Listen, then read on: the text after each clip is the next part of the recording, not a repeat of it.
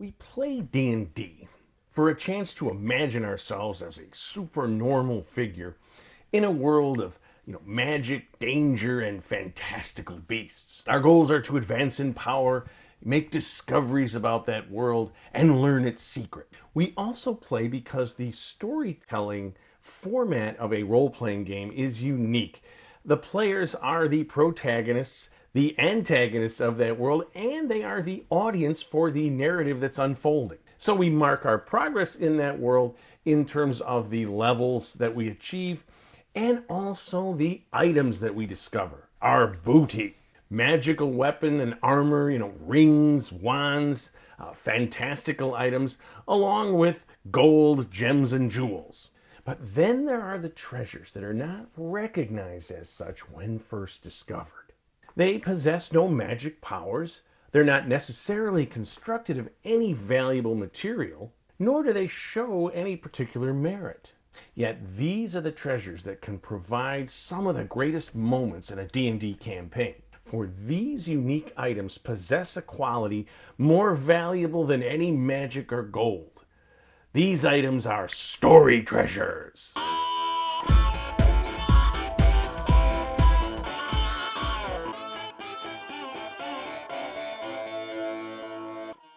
Hello gang, KR King here again, helping one and all homebrew their own D&D campaign.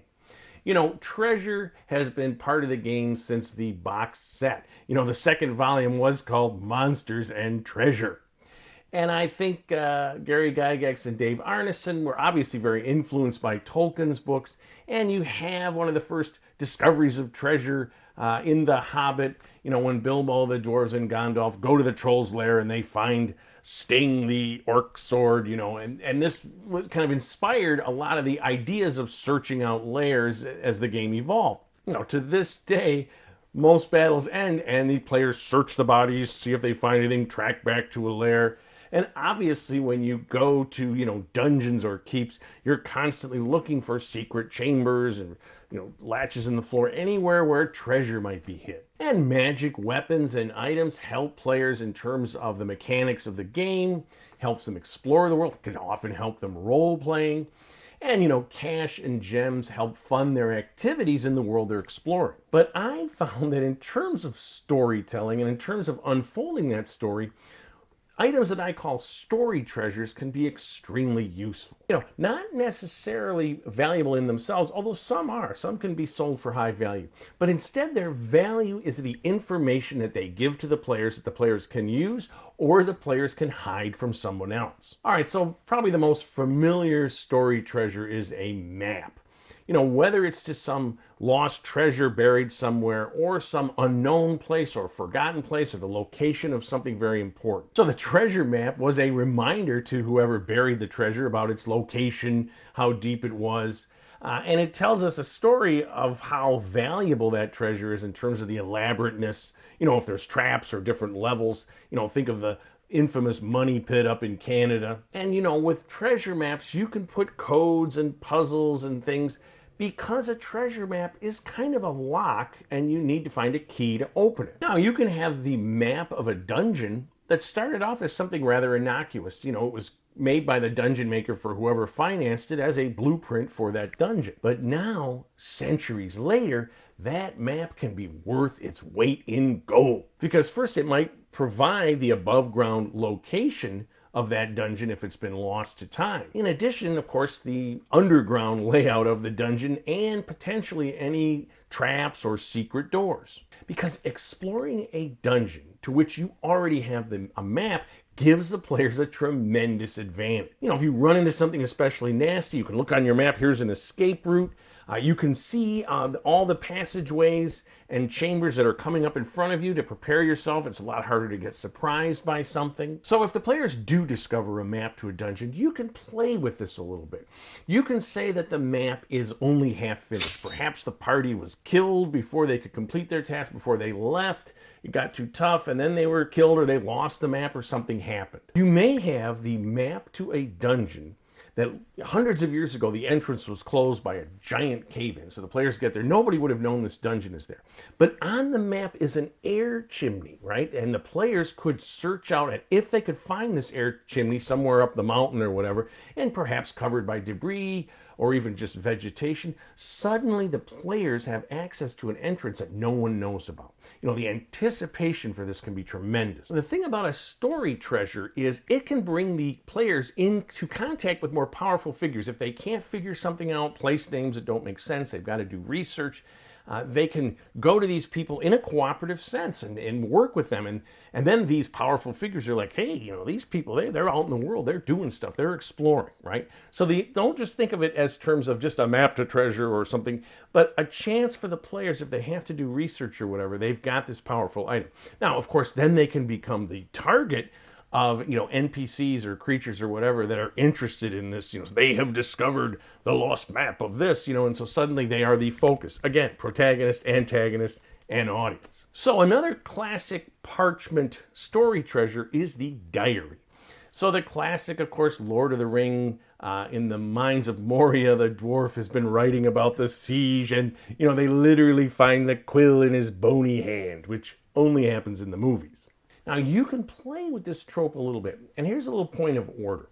You know, unless you are very ambitious, you don't need to write out a year-long diary, you know, every day or something. It takes way too much work. You can just do a summary, a paragraph of the contents of the diary. You know, I'd like to write a little bit, but I'm only going to go a page or maybe 2 pages. I've got enough problems, you know, trying to think up the world and run it as the GM to worry too much about an elaborate, you know, novel or something. So obviously the siege diary or the story of some calamitous event, you know, can be great. But think about making it a little more unusual or prosaic. What if you have a diary written by a more ordinary person? You know, a common soldier, you know, a minor functionary to some empire, or the classic, you know, teenager diary, right? The youngest daughter of a king or a minor noble or whatever. So the everyday events that are described are from the perspective of someone like that and the things they would see. But they're going to give the players clues through the insertion of, you know, major events of that time period. You know, strange portents, great battles, you know, weird magic, you know, cataclysmic events, rumors of dark forces, this sort of thing, filtered through the perspective of this minor person. Because if it's the diary of the Grand Vizier or the powerful wizard or, you know, the king himself or something like that, it's going to be more direct. You're going to get a lot more information that's just, oh, it's this and this and this. Whereas when it comes from some minor person, like most of us in the world, we don't really know what's going on. We have a feeling we do, and this lends itself to the game of D&D of trying to unravel a mystery. And you can do these in a major or minor way. So you could have the common soldier describing some epic battle that brings down his kingdom or whatever. Or it can be talking about some minor incident. Say they were in a battle and he and his troop became separated. They found this cave entrance. They went inside. Something happened. He ran out. The others never returned. Right, and then, you know, there was an explosion in the cave or something and it collapsed. Or he found some item. And then he could see that this item had some force and he tried to throw it away, but it haunted him, right? His diary becomes a ruined man wandering from tavern to tavern. Something like this, right? Where you know, okay, what's this item? What can I tell by the geography? Can I see where this place was and go search it out?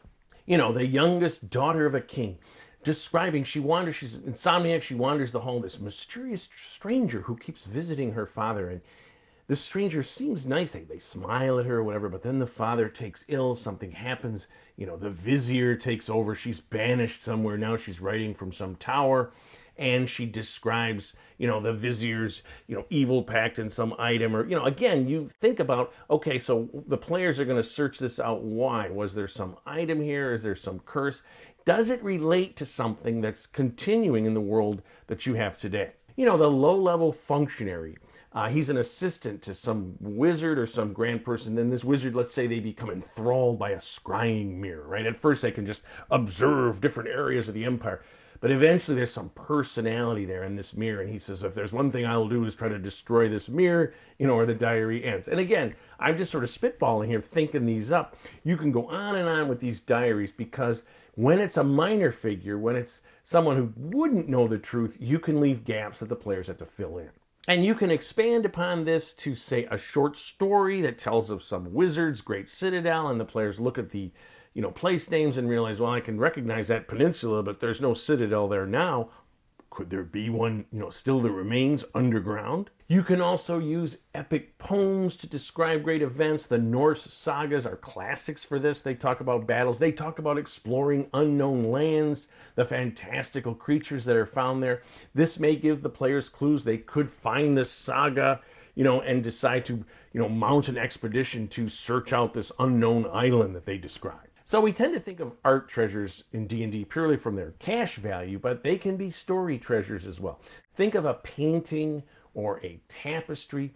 What does it depict? A tapestry, for example, that depicts some famous battle, but in a weird way, suddenly the great hero of this battle is actually depicted as a traitor. And then you notice, well, it was only half finished, or actually it was burned, as though the artist was stopped in the middle when the battle turned the other way. The other thing about paintings and tapestries like this is they can give information in other ways besides the image that's conveyed. There may be words along the border. There could be things written on the back of the painting. And again, when those kind of things, the players may not realize the value of this painting until they try to sell it. And suddenly, people are very much interested. There's intrigue around this. Perhaps attempts are made to steal the painting. And again, they look at it, it's not magical, what could be? And again, they investigate, what are these things written, very tiny letters, and they have to go and find this out. And you can do this with sculpture as well, a bas relief sort of carved obelisk, and these can be slow burn story items, right? The players don't realize at first what this means. You just tell them you see this, around the pillar, and then slowly but surely the facts begin to fill themselves in, and they begin to realize that there's some deeper meaning to this. They don't all have to be edge of your seat, the clock is ticking, although those can be fun. But the discovery of a story treasure could launch a ticking clock scenario. Suddenly this information is back in the world. This party of adventurers found this story depicted in some elaborate carved hinged diptych, gives details on the ways to release an imprisoned demon. Not magic in and of itself, but the contents, the information in this story is deadly. So another bit of story treasure is an unknown substance or some formula that in and of itself is just informational, but if it's used in the correct way could be deadly. The players find some large ingot of some mysterious substance unknown to the material plane that, if used under the right circumstances, could power some great ship or some weapon. You could have a more prosaic formula. If gunpowder were introduced into your world, how would it change the balance of power? Now, you have to decide if you want to alter things in your world with the introduction of, an unknown substance or formula like this. You could have a coalition of powerful figures in your world who agree, we're going to take this formula substance and lock it away somewhere so that no one can use it. Sort of like the Ark of the Covenant in the Indiana Jones movie. Now, the players are the antagonists of your world. They are constantly in opposition to the desires of, these other figures. They may decide, we want this formula. There may be good aspects to it. And they want this formula to be out there, this information to be readily available. And of course, they're going to come into opposition with these figures. So there you have a few ideas about story treasures. If you like what you've seen, please subscribe to my channel and give me some comments. I would love to hear about story treasures that you've thought up in your world. And of course, my friends, please keep playing D&D and tell somebody else about it.